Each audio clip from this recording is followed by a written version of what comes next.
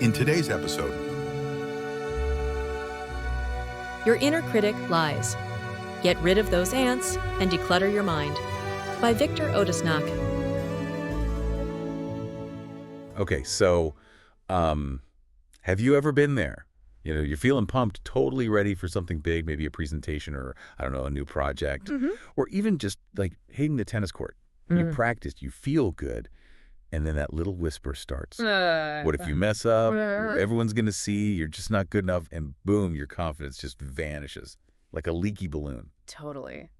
We all know that feeling, that sudden internal downpour. It's rough. It really is. That inner critic, that voice, it can be incredibly powerful. So today we're going to take a deep dive into what those relentless whispers actually are.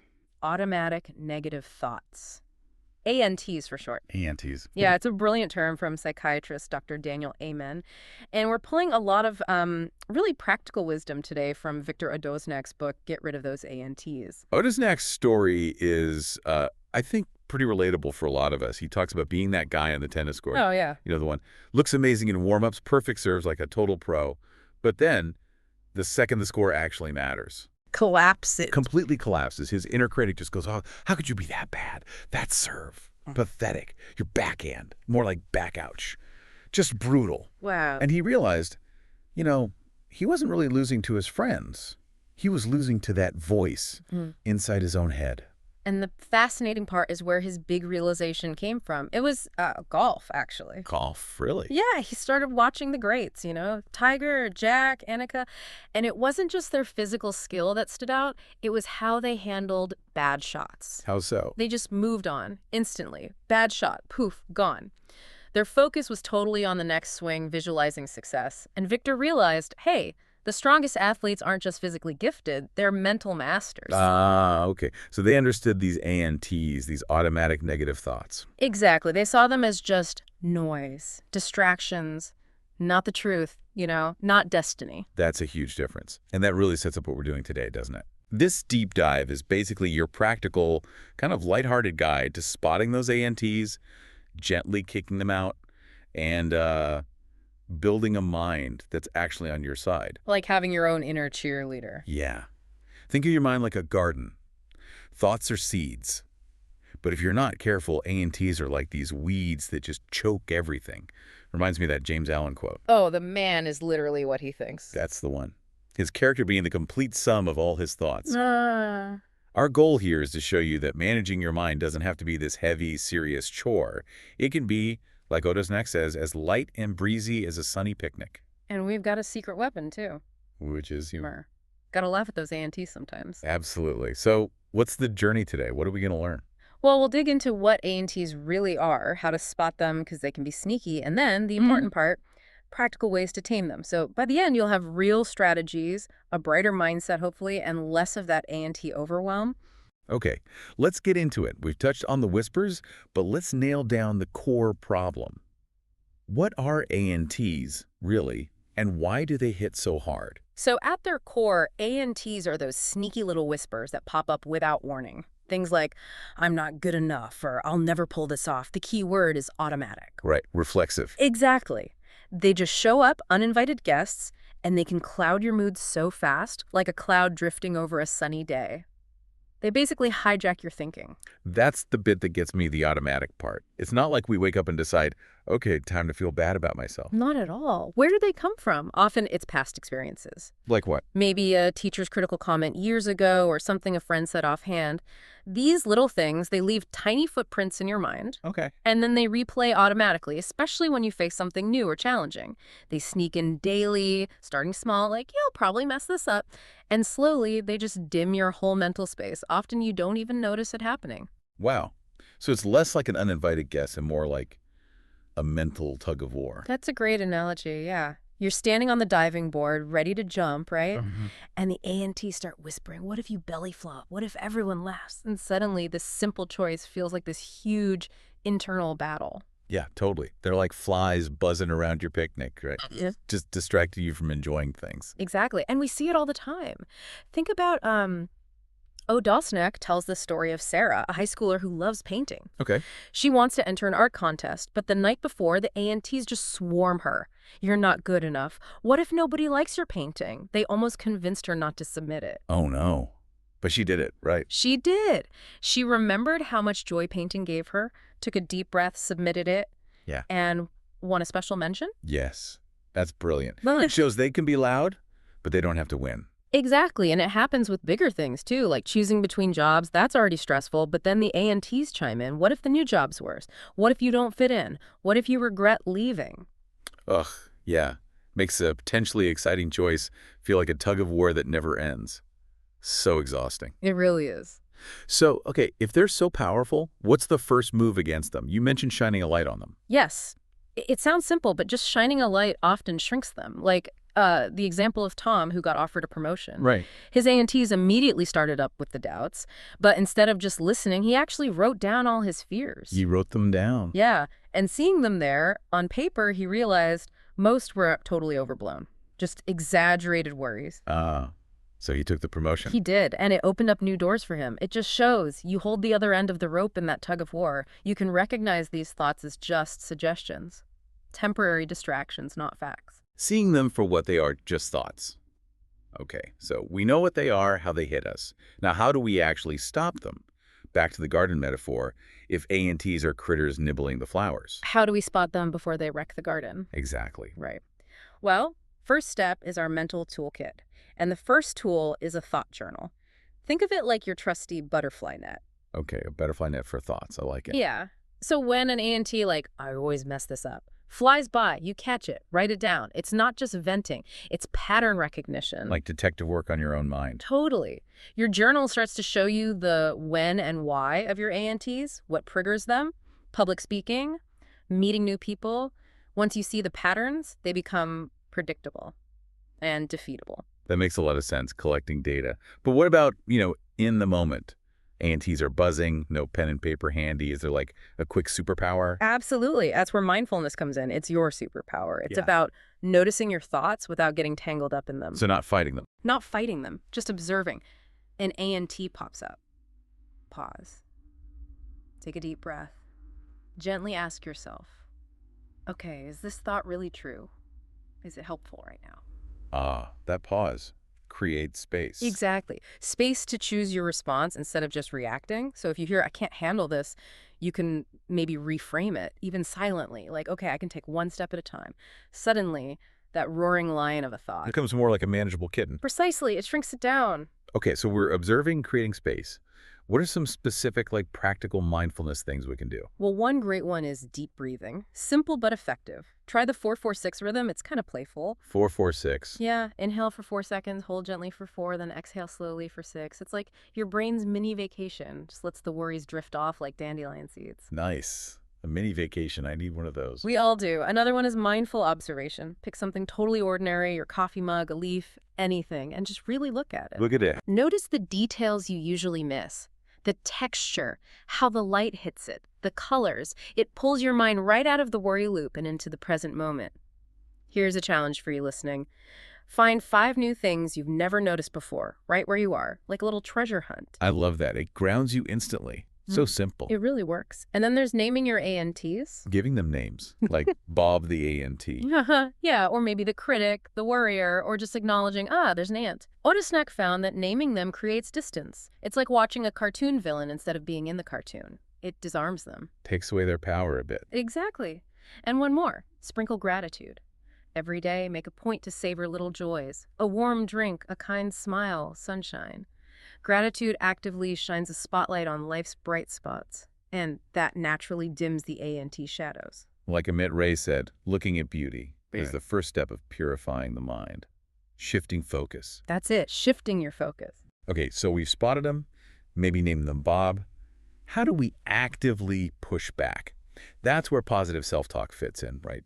Being your own cheer squad captain. Exactly. You got to become the captain. So when an A&T yells, you'll never finish this, your inner cheerleader fires back, hey, I've got the skills and the grit to get this done. Or maybe, I've handled tough stuff before, I can do this too. Perfect. And doing that consistently over time, it actually starts to rewire your brain. Yeah. You're strengthening the positive pathways, drowning out the negative noise. But sometimes, we need backup. You can't always do it alone.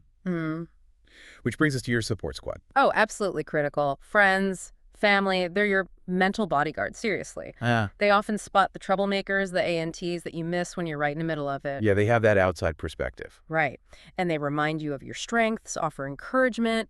They see the whole forest when you're just staring at one scary-looking tree. Totally. Okay, so we've got identifying, taming, but how do we get proactive? Build up defenses so maybe fewer ANTs show up. This feels like where positive affirmations come in the invisible superhero cape. Yes.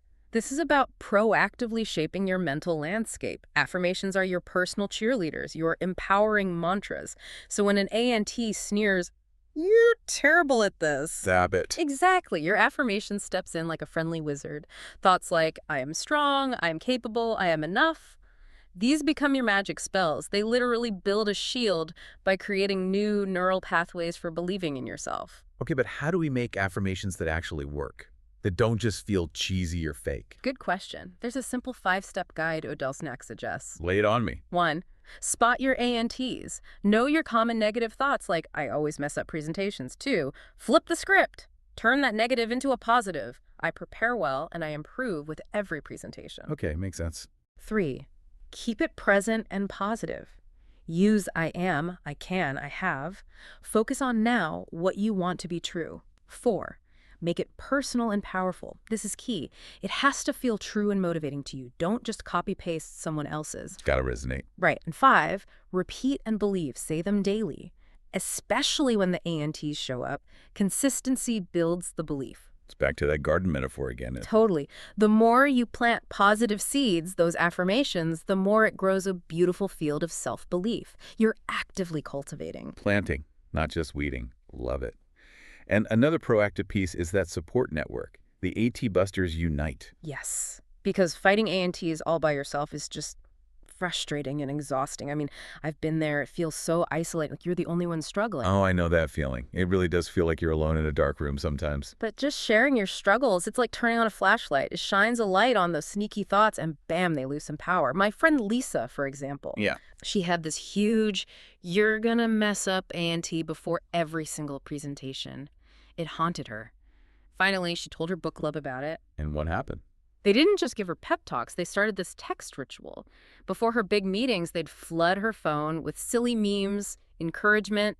They even shared hilarious stories of their own mental party crashers. Oh, that's amazing. So her ANTs got outnumbered and outwitted by a text chain. Pretty much. It shows how humor is a total ANT-busting superpower. Absolutely. Turns scary shadows into funny puppet shows. Builds connection, too. Definitely. And this applies to more formal support groups, too, online or in person. They're like treasure chests of shared experiences. You realize you're not alone. You get practical tips. It turns isolation into connection. And celebrating wins together probably helps, too. Hugely. Celebrating victories, big or small, it sparks courage in others, creates this chain reaction of bravery. You see someone else beat their ANTs, you think, hey, maybe I can too. Okay, we're getting seriously armed against these ANTs now. We know how to fight them. Let's dig deeper into knowing the enemy. Knowing your ANTs, the usual suspects in sneaky disguises. Right, because they come in all shapes and sizes, each with its own nasty little trick, like those annoying relatives at a family reunion you just can't avoid. Uh-huh. Okay, who are the usual suspects? The ANT families. First up, the catastrophizers. These are the drama queens of the mind. Uh-oh. They turn tiny oops moments into absolute disasters. Forget to send one email, I'm going to lose my job, that kind of thing. Okay, yeah. Know them well. Who's next? The mind readers. They assume they know what others are thinking, and it's always negative. She didn't smile back. She must hate my guts. Guilty as charged sometimes. And then the all-or-nothingers, the black and white thinkers. That's them. Perfection or total failure. Get a B on a test, I'm a complete failure. No middle ground, no room for learning or good enough. Ouch. That's a tough one. Very tough. Then you have the overgeneralizers. They take one bad day, one setback, and paint everything with that same brush. One bad date means I'll always be alone. Or, I failed this time, so I'll always fail. Broad strokes. Got it. And finally, the personalizers. The blame magnets. They take responsibility for everything bad, even stuff that's totally out of their control. My team lost because I missed that one shot. When, it's a team effort, or maybe the other team was just better. Right. All these families, they fuel anxiety, perfectionism, feeling isolated, guilt, just spotting them, naming them, that's catastrophizing. It's like turning on that flashlight. You see them clearly. But hang on, you said there are sneaky ones too, the ones in disguise. Yes. Yeah. The sneaky ANTs in disguise. The charmers with a dark side. These are tricky because they don't always sound negative initially. How so? They slip in wearing cozy sweaters. They might sound like they're just being realistic or even stroke your ego a bit, feed your sense of being wronged, but they keep you stuck. We call this trio the victimizers. The victimizers. Okay, who are they? First is the whining ANT, the subtle spiral. The whiner. Sounds pleasant. Right. This one magnifies problems, creates this endless fog. It sounds like, I work so incredibly hard and nobody ever notices. Everyone else gets lucky breaks, but not me. So it sounds kind of understandable. But what's the harm? The harm is it wastes tons of energy without moving you forward at all. It keeps you stuck in feeling powerless, just slowly dragging you down into that fog. Okay, drains your energy. Next is the blaming ANT, the guilt distributor. This one offers a quick escape from feeling responsible. Like, well, my manager never gives me good projects, that's why I'm stuck. Or, it's my partner's fault, we always argue. The finger pointer. Exactly. It feels good for a second because you're off the hook, but it completely kills accountability and growth. You can't improve if it's always someone else's fault. Plus, it just builds resentment. Right. No growth there. And the third, victimizer. That's the victim ANT, the sympathy magnet. This one paints you, or maybe someone else, as totally helpless and wronged. People always take advantage of my kindness. I guess I just don't matter. Or there's nothing I can do. The system is rigged against me. Oh, wow. So it wraps you in this blanket of, like, sad sympathy. But it steals all your power. It drains you, makes you feel helpless. And honestly, it can really strain relationships because who wants to be around someone who's constantly feeling like a victim? True. That could be draining for everyone involved. And the really insidious thing is these three ANTs often team up. How do you mean? You might start whining about your impossible workload, then start blaming a colleague for not pulling their weight, and by the end of the day, you feel like the world's biggest victim, totally paralyzed and unable to do anything constructive. It's a downward spiral. Totally. And unfortunately, sometimes social media can pour gasoline on this fire, right? Turning personal complaints into this big collective outrage, amplifying that victim feeling. Yeah, I can see that. So for these sneaky charmers, the whiner, the blamer, the victim, what's our go-to defense, our mantra? The mantra here is simple but powerful. I choose thoughts that grow me, not trap me. I choose thoughts that grow me, not trap me. Say it. Feel it. Let it guide you away from those cozy sweater traps. That's strong. Okay, this feels like it covers knowing the enemy. Now, maybe the most important part, making it a habit living the ANT-free life. Because knowing isn't enough, right? It has to become action. Exactly. This is all about small daily acts that become second nature, really, just like brushing your teeth. You don't think about brushing your teeth, you just do it. So how do we make ANT awareness automatic? It starts with that pause we talked about. An ANT pops up, just pause, breathe, ask, is this really true? Is there actual proof for this thought? Doing that consistently, even for seconds, starts to rewire your brain. You're building a new habit. And it's not just about fighting the bad thoughts, right? That sounds exhausting. It's also replacing them. Yes. Crucial point. Don't just weed the garden, plant something better. So when I can't do this comes up, consciously swap it with, okay, I'm learning here, I'm growing every day. Actively cultivating the positive. Exactly. And building rituals that nourish your mind helps make this automatic. Maybe a short meditation in the morning, or jotting down one good thing at lunch in your journal, or a quick reflection before bed. Little anchor points in the day. Yeah. Surround yourself with gentle reminders, too. A note on the mirror, a phrase on your computer screen. Maybe tell a friend your goal accountability helps. Which leads nicely to celebrating small wins, your progress journal. And you emphasize small wins here. Totally. This isn't about waiting for huge breakthroughs. The journal is your trusty sidekick for spotting every tiny sprout pushing through your mental soil. So what counts as a small win? Oh, anything. Choosing to breathe instead of freaking out. Pausing before you react angrily. Just noticing a negative thought and letting it float by like a balloon instead of grabbing onto its string, that's a win. Okay, letting it drift away. I like that. Make the journal fun. Use colors, doodles, stickers. Keep entries short and sweet. Today, I didn't yell back at the rude email. Progress. Or, notice the worrier showed up, said hi, didn't invite it for tea. Love that. Any specific prompts that help? Sure, maybe ask yourself, what's one thing I did today my future self will thank me for? Or even simpler, what small victory made me smile today, even just for a second? Nice. And you mentioned AI, like a digital buddy. Yeah, for those who like tech, there are custom GPTs now, things like Stoic-wise or Tao-wise that can prompt you for daily reflection, kind of like having a digital Zen buddy checking in. Whole. But the main point is the journal isn't about achieving perfection. It's about seeing your growth, seeing that the small, consistent actions really do add up to big changes over time. That's motivating. Okay, and to tie this section together, you've got a really simple formula, a method that pulls these habits together, the SLOW method. Yes. SLOW, Epio. It's an acronym to help you regain control and shift from that feeling of mental chaos back to clarity, especially when ANTs are swarming. Okay, break it down for us. S. Spot the ANTs. Awareness first. Got to see them to deal with them. Your flashlight. Yeah. L. Label them with a name. Remember Bob? Or Whiny Wanda, Blamey Bob, Doomy Dan, whatever works. Giving them a label disarms them, turns them into observable characters, not defining truths. Okay. Observe non-judgmentally as they go. Watch them pass like a cloud floating by. Don't fight, don't argue, just notice them and let them drift on.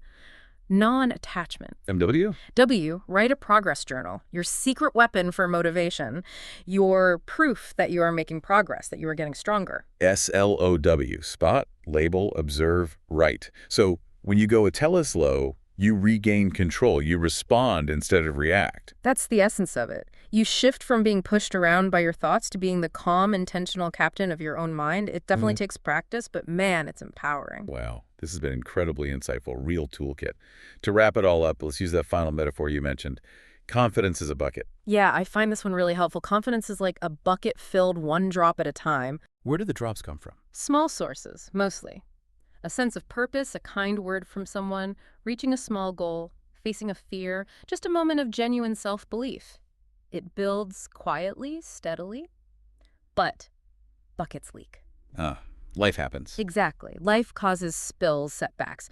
But the real drain on your confidence, those are the tiny invisible holes chewed out by ANTs. Those whispers of, you're not good enough, you'll never get it right. They just silently drain your bucket. And that's why we need to go slow. Precisely. Going slow helps you stop the leaks before they become floods. It quiets that mental noise, helps you patch up those holes, protects your inner reservoir of confidence. Will ANTs pop up again? Oh yeah. They're persistent little critters. But now we know how to handle them. Now you know how to spot them, label them, observe them, and keep them from chewing those debilitating holes in your self-worth. It really reminds me of that gift mindset you touched on. Comes from golf, you said, but sounds like it lies way beyond. Absolutely. The gift mindset is a perfect partner to Saceless. It's not just about dealing with ANTs. It's about how you approach any moment, trying to stay grounded, focused, relaxed. Okay, what does GIFT stand for? G, gentle.